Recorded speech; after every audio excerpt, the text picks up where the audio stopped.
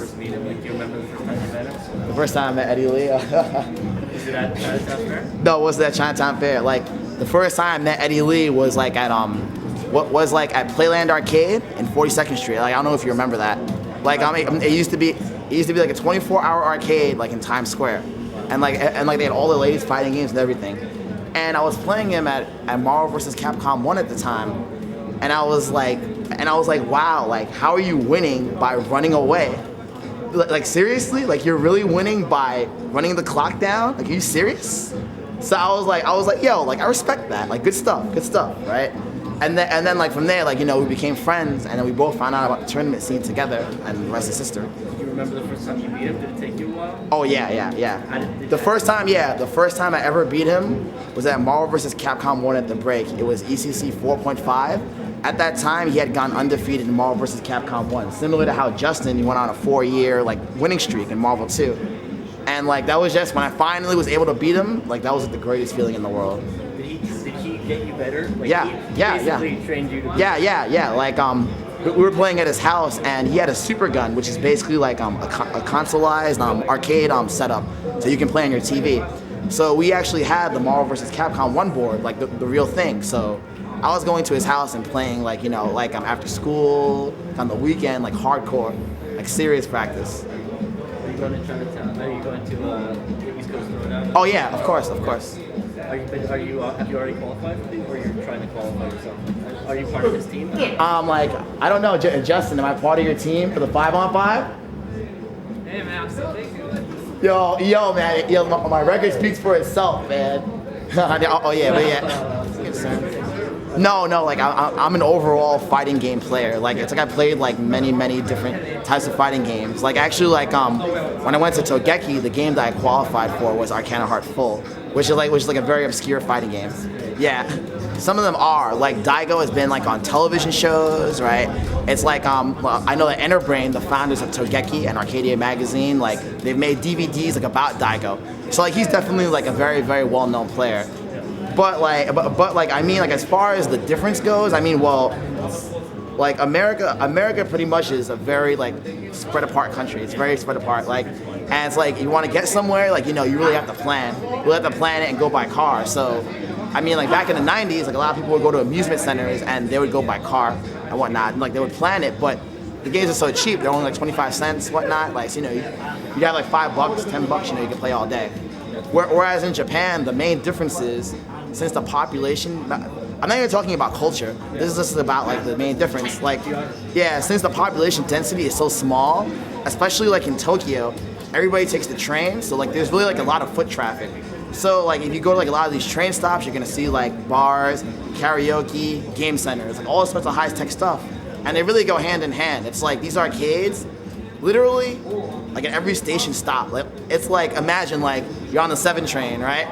And you get off like at Shea Stadium, there'll be like 4 arcades there. And you go to 74th Street, there'll be like 4 more arcades there. And then you walk off a little bit, there'll be like another like 6. So, and believe it or not, like their scene is actually on the decline. And it was 10 times bigger than America's like arcade golden days have ever been. Real talk, yeah, like it's just that crazy. Oh, like my take is Justin had to stick with Rufus. If he was able to switch his character, then like it would have been like a different outcome. I mean, like Rufus versus Daigo. I mean, like you know, like Rufus has no footsies, and like he has a dive kick in order to get into like to Ryu. Ryu has uppercut, so you know, like it's definitely a hard fight. I mean, like pretty much we'll find out at Evo. Find out at Evo. Real talk.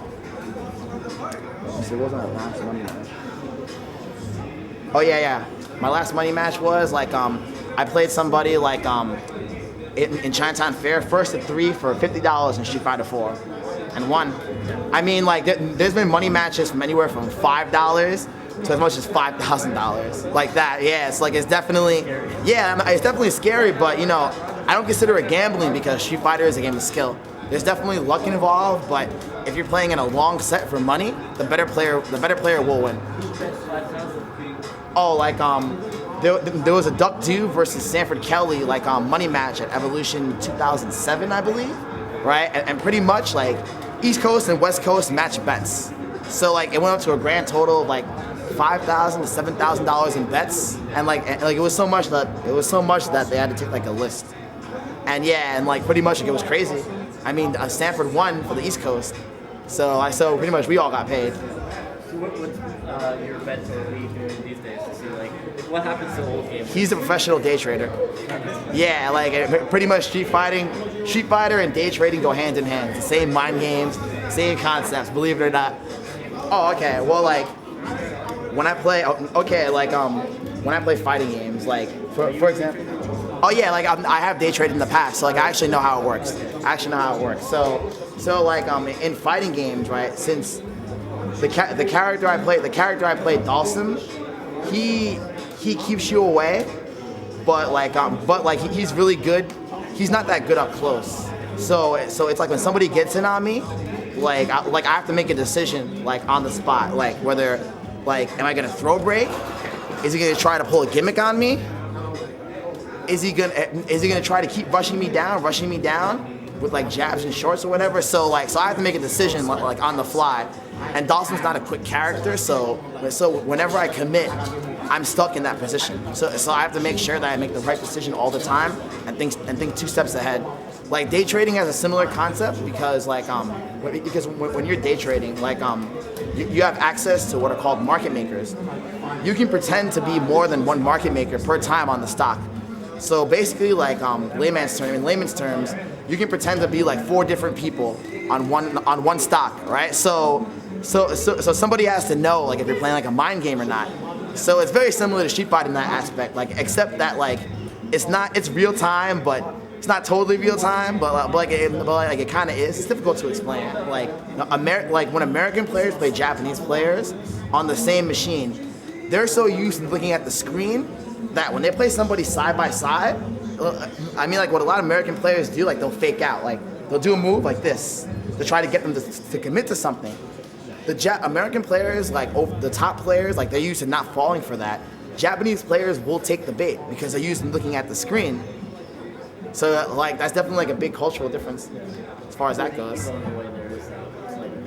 Yeah. There is a slight advantage because we're playing on console and arcades are dead, and with the arcade to console ports, there's always, it's usually, most of the games that are at Evo are usually arcade perfect, but there's always a slight speed difference that does affect some players more than others. It doesn't affect me though.